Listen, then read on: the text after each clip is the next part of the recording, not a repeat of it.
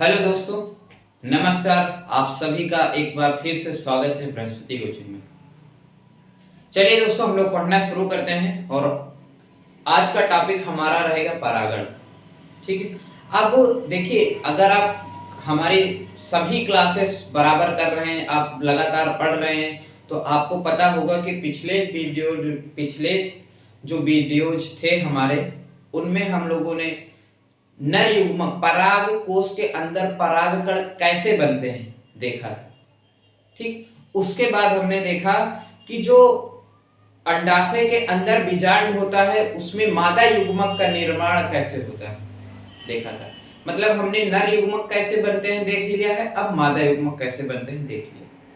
लेकिन अब प्रश्न आता है कि भाई देखो, बीज का निर्माण कब होगा? जब नर युग्मक और मादा युग्मक मिलेंगे तभी बीज का निर्माण होगा, नहीं तो फिर नहीं होगा।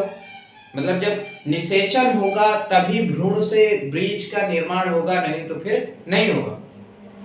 तो अब आपके मन में भी आ रहा होगा कि भैया देखो, नर युग्मक बन गया, इधर मादा युग्मक बन गए, अब कैसे ये एक दूसरे के पास जाएंगे, ये दोनों मिलेंगे कैसे? क्योंकि कहीं पर भी हमने पढ़ते समय ये शब्द नहीं यूज किया कि हाँ ये नर युग्मक है तो ये चलायमान है, इसमें लोकोमोशन गति पाई जाती है या नहीं पाई जाती है कि नहीं? मतलब नर युग्मक भी गतिहीन है और मादा युग्मक भी गतिहीन है, मतलब कोई सी प्रकार की कोई भी गति नहीं पाई जाएगी। तो अब बड़ी समस्या आ गई कि भाई नर युग्मक मादा युग्मक तक कैसे पहुंचेगा। ठीक है, जैसे कि हम लोगों ने पढ़ा था, ये मान लीजिए स्त्री केसर। ठीक है, ये वर्तिकाग्र है, ये इतना हिस्सा वर्तिका है, ये आपका अंडाशय है और ये पराग कण, सॉरी पराग कोश, ये वाला। ठीक। अब यहां पर मादा युग्मक का निर्माण हो गया है और यहां पर नर युग्मक का निर्माण हो गया। अब प्रश्न आता है कि आखिर ये यहां से यहां तक आएंगे कैसे? ठीक है, तो यही प्रक्रिया मतलब इनको यहां से यहां तक ले जाने की जो प्रक्रिया होती है, वही प्रक्रिया क्या कहलाती है? परागण कहलाती है, पॉलिनेशन बोलते हैं। समझ आ गया ना? मतलब अब कोई गति तो है नहीं। देखिए, मादा युग्मक जो है ये भी गतिहीन है, ये यहाँ का यहाँ ही पड़ा रहे। ये नर युग्मक यहाँ से ज्यादा क्या होगा? पराग कोश जब परिपक्व होगा तो पराग कोश फूट जाएगा, पराग कण इसके बाहर आ जाएंगे। लेकिन अब कहो यहां से यहां तक कैसे आएंगे? क्योंकि जब यहां पर आएंगे तभी ये यहां से यहां आएगा और तभी जब नर युग्मक और मादा युग्मक मिलेंगे तभी निषेचन होगा। ठीक है, तो समझ में आ गया ना कि वह कौन सी प्रक्रिया है जिसके कारण ये दोनों मिलते हैं। तो समझ में आ गया। तो चलिए अब हम लोग देख लेते हैं परागण की स्पष्ट परिभाषा क्या होती है। चलिए दोस्तों, अब हम लोग देखते हैं परपरागण की लिखित परिभाषा क्या है, किस तरीके से आप परपरागण लिख सकते हैं, है ना? कि परपरागण किसे कहते हैं, सॉरी परागण किसे कहते हैं? देखिए, इंग्लिश में इसे पॉलिनेशन कहते हैं। समझ में आ गया होगा ना कि परपरागण को इंग्लिश में पॉलिनेशन बोलते हैं। ठीक है, दोनों लैंग्वेज सही रहती है क्योंकि कई जगह पर इंग्लिश में लिखा, कई जगह हिंदी पर, तो फिर समझने में दिक्कत होती है। तो नॉर्मली ये आपको समझ में आ गया कि परागण को पॉलिनेशन बोलते हैं इंग्लिश में। अब होता क्या है, देखिए, पराग कणों का पराग कोश से वर्तिकाग्र तक पहुंचने की प्रक्रिया परागण कहलाती है ना?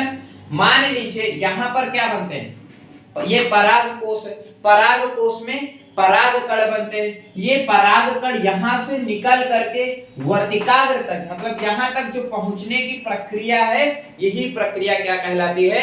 परागण कहलाती है। समझ में आ गया ना? मतलब कि पराग कण पराग कोश से निकलकर वर्तिकाग्र तक पहुंचने की प्रक्रिया क्या कहलाती है? परागण कहलाती है। अब भाई हमने पढ़ा कि ये तो गतिमान तो है नहीं, मतलब यहां से यहां तक जाने के लिए कोई सहारा चाहिए, है कि नहीं? जैसे मान लीजिए ये चाक है, इसको हमें अभी भेजना है दिल्ली भेजना है, तो क्या ये ऐसे यहां पर रखे दें तो चली जाएगी? नहीं जाएगी। इसका मतलब इसके परिवहन के लिए, यहां से वहां तक ले जाने के लिए कोई साधन चाहिए, है कि नहीं? उसी तरीके से परागण की प्रक्रिया में पौधे कुछ साधनों का उपयोग करते हैं जिन्हें अभिकर्मक या कारक कहते हैं। मतलब वे अभिकारक या अभिकर्मक या फिर कारक, ठीक है। ये दो तरीके से होते हैं प्रमुख रूप से, जीव भी हो सकते हैं और निर्जीव भी हो सकते हैं। मतलब कैसे कैसे, देखो यहां से आ जा सकता है। मान लीजिए यहां से परागकण निकले, ठीक है, हम अभिकर्मक की बात कर रहे हैं, यहां पर लिख देते हैं। मतलब कि पौधे ना परागण की प्रक्रिया के लिए बाह्य साधनों का उपयोग करते हैं। भाई खुद में तो इनमें कुछ है नहीं जिससे ये चले जाएं, तो ये करते क्या है, किसी कीट का सहारा लेते हैं। मतलब आप कह सकते हैं सीधा सीधा आप इसे जंतु कह सकते हैं, किसी जंतु का सहारा लेते हैं, या तो वायु का सहारा लेते हैं या फिर जल का सहारा लेते हैं। ये बाह्य कारकों का उपयोग। मान लीजिए कभी कभी मान लीजिए यहाँ पर परागकण है, तो ये यहाँ से यहाँ कैसे पहुंचेगा। भाई मान लीजिए कोई कीट आकर के बैठा, क्योंकि इसमें देखो पुष्प हमेशा आकर्षक होते हैं ज्यादातर, है कि नहीं।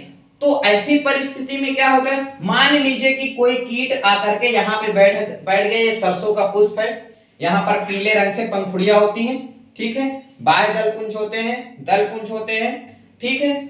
अब इसके बाद मान लीजिए वो कीड़ा यहां पर आकर के बैठा, तो ये क्या होते हैं, उसके पैर में चिपक जाते हैं। परागकण चिपचिपा होता है ना थोड़ा सा, परागकण उसके पैर में चिपक गए मधुमक्खी की। अब वो मधुमक्खी रस चूसने के लिए इस पर पूरे भर में मंडराती रहती है, तो ये उसी के पैर के माध्यम से यहाँ तक इस तरीके से पहुंच जाते हैं।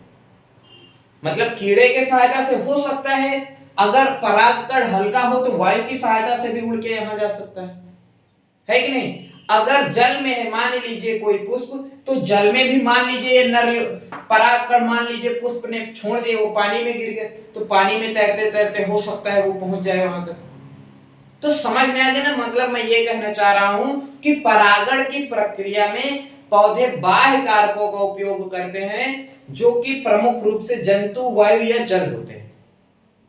इतना तो समझ में आ गया ना। मतलब यहां से यहां तक पहुंचते कैसे, देखिए जो पहुंचने की प्रक्रिया है उसको परागण बोलते हैं, और जिसकी सहायता से पहुंचते हैं उसको अभिकर्मक या कारक कहते हैं। समझ में आ गया ना। अब हम लोग देखते हैं कि परागण की प्रक्रिया के, ये अभी हम इसके बारे में फिर से बात करेंगे बाद में। सबसे पहले हम परागण के प्रकार समझ लेते हैं। ये मुख्यतः 3 प्रकार के होते हैं, ठीक है। परागण जो होता है, पॉलिनेशन 3 टाइप्स का होता है। पहला है आपका स्वपरागण, जिसे सेल्फ पॉलिनेशन बोलते हैं या फिर ऑटोगैमी भी बोला जाता है, ठीक है। स्वपरागण। एक होता है सजात पुष्पी परागण, जिसे गैटोगैमी भी बोला जाता है। गीटोगैमी या गैटोगैमी लिखते हैं कहीं कहीं पर, ठीक है, बोलते हैं। उसके बाद तीसरा है परपरागण, मतलब क्रॉस पॉलिनेशन। अब ये क्या होते हैं, कैसे होते हैं, ठीक, अब इन्हें भी समझ लेते हैं। संक्षिप्त में देखते हैं अभी हम। देखिए सबसे पहले स्वपरागण क्या होता है। स्वपरागण वह प्रक्रिया होती है जब किसी पुष्प से निकला हुआ परागकण, मान लीजिए ये सरसों का पुष्प है, ठीक है, यहाँ ये परागकोश से निकला परागकण, मतलब पुष्प से के परागकोश से जो परागकण निकलता है वह उसी पुष्प के वर्तिकाग्र तक पहुंचता है। तो ये आपका हो गया नंबर 1 स्वपरागण। स्वपरागण समझ में आया ना। सेल्फ पॉलिनेशन, खुद ही अपने ही परागकण से मिल रहा है। समझ में आ रहा है ना। मतलब कि स्वपरागण किसे कहेंगे, वह परागण जिसमें पुष्प के एक ही पुष्प रहेगा। सीधा ध्यान देना कि एक पुष्प, मान लीजिए कि ये सरसों का बहुत बड़ा पेड़ है, उसमें से ये एक फूल है, ठीक है, पुष्प है। अब इसके परागकोश से परागकण निकलेगा और उसी पुष्प के वर्तिकाग्र पर पहुंच जाएगा। तो ये प्रक्रिया क्या कहलाएगी, स्वपरागण या ऑटोगैमी कहलाएगी। समझ में आया ना। ऑटोगैमी शब्द इसलिए यूज किया जा रहा है क्योंकि यहाँ पर किसी दूसरे पुष्प की आवश्यकता नहीं है, वह स्वयं ही, देख लीजिए ये उसी पुष्प का पुंगेसर भी है, उसी पुष्प का वर्तिकाग्र भी। तो ये चीज समझ में आ गया ना कि स्वपरागण, देख लीजिएगा कंफ्यूजन होता है इसलिए मैं इसको बार बार दोहरा रहा हूं। स्वपरागण मतलब जब परागकोश से निकले परागकण उसी पुष्प के वर्तिकाग्र तक पहुंचते हैं, तो यह प्रक्रिया स्वपरागण कहलाती है या ऑटोगैमी कहलाती है। समझ में आ गया ना? उसके बाद अब सजात पुष्पी परागण क्या होता है? सजात पुष्पी परागण, मान लीजिए कि भाई ये एक पौधा है, ठीक है, मान लीजिए ये क्या है, एक पौधा है, इसी पौधे से दो पुष्प निकले हैं, ये लीजिए, हमने समझाने के लिए यहां पर बना दिया। मान लीजिए ये कोई पौधा है, ठीक है, इससे अलग अलग टहनियां तमाम सारी हैं, हम इन पर नहीं बात करते। मान लीजिए कि ये क्या है, कोई पौधा है, इसमें बहुत सारे पुष्प लगे, हमने दो पुष्प ले लिए, ठीक है, दो पुष्प ले लिए और सरसों का है, ठीक है, उदाहरण के लिए सरसों का है ये पुष्प, दो पुष्प, एक पुष्प ये है, एक पुष्प ये है। तो अगर मान लीजिए यहां का परागकण, इस परागकोश से निकला परागकण उसी पौधे के दूसरे वर्तिकाग्र तक यहां तक पहुंचेगा, ये दूसरा नंबर। समझ में आया ना?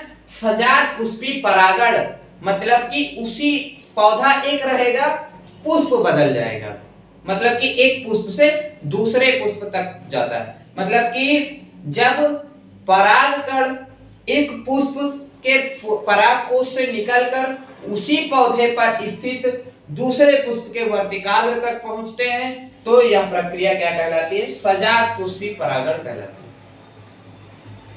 समझ में आ गया ना इतना? अब यहाँ पर ध्यान देना केवल यह है कि स्वपरागण में एक ही पुष्प में होता है, सजात पुष्पी परागण का मतलब एक पुष्प से निकलेगा परागकण और उसी पौधे के दूसरे पुष्प के वर्तिकाग्र पर पहुंचेगा। क्लियर हो गया?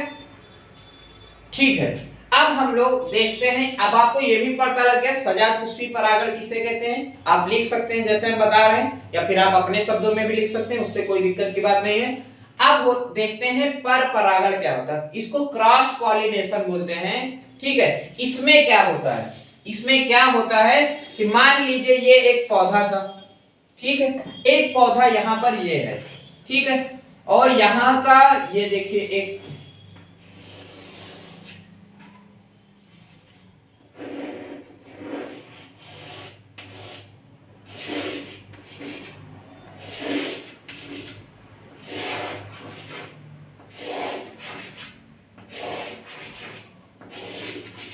ये देखिए, मान लीजिए ये दूसरा पौधा, ठीक है, एक पौधा ये है, ठीक है, एक पौधा ये है। समझ में आ गया? अब पर परागण में क्या होता है कि एक पौधे के पुष्प का परागकण उसी जाति के, मान लीजिए ये भी सरसों का है, ये भी सरसों का है, ठीक है, तो उसी जाति के दूसरे पौधे के पुष्प के वर्तिकाग्र तक पहुंचता। मान लीजिए यहां से यहां आएगा, ये 3 नंबर। समझ में आ गया ना? अब फिर से एक बार देखते हैं सभी को। स्वपरागण का मतलब, स्वपरागण वह प्रक्रिया होती है जिसमें परागकण निकलकर उसी पुष्प के वर्तिकाग्र तक पहुंचते हैं, स्वपरागण कहलाती है, ठीक है। सजात पुष्पी परागण किसे कहते हैं? वह प्रक्रिया जिसमें परागकण निकलकर उसी पौधे के दूसरे पुष्प के वर्तिकाग्र तक पहुंचते हैं, तो यह प्रक्रिया सजात पुष्पी परागण कहलाती है, ठीक है। गिटेनोगैमी करके शब्द यूज करते हैं, गिटोगैमी गिटेनोगैमी करके, ठीक है। उसके बाद है परपरागण। क्रॉस पॉलिनेशन में क्या होता है? परपरागण वह प्रक्रिया होती है जिसमें एक पौधे के पुष्प का परागकण उसी जाति के दूसरे पौधे के वर्तिकाग्र तक पहुंचते, ये क्या हो जाता है? परपरागण। समझ में आ गया ना? ये परपरागण किसे कहते हैं? तो इस तरीके से ये हमारा जो 3 प्रमुख प्रकार थे, परपरागण हमने देख लिया, सॉरी परागण हमने देख लिया, आपको समझ में आ गया होगा। उसके बाद हमने इसके 3 प्रमुख प्रकार देखे, स्वपरागण, सजात पुष्पी परागण और परपरागण। देखिए दोस्तों, अब आपने यहां तक में स्वपरागण, सबसे पहले तो परागण किसे कहते हैं पढ़ लिया है, उसके बाद परागण के प्रकार कितने होते हैं पढ़ लिया, प्रमुख रूप से 3 प्रकार के, स्वपरागण, सजात पुष्पी परागण और तीसरा है आपका पर परागण। देख लिया, तीनों समझ में आ गए होंगे। तो दोस्तों हम लोग अब अभी इस वीडियो में इतना ही रहेगा। नेक्स्ट वीडियो में हम लोग देखने वाले हैं स्वपरागण किन किन पौधों में होता है, मतलब हम विस्तृत अध्ययन करेंगे स्वपरागण के बारे में नेक्स्ट वीडियो में। ठीक है, तो मिलते हैं नेक्स्ट वीडियो में दोस्तों, पढ़ते रहिए सब लोग। Thank you.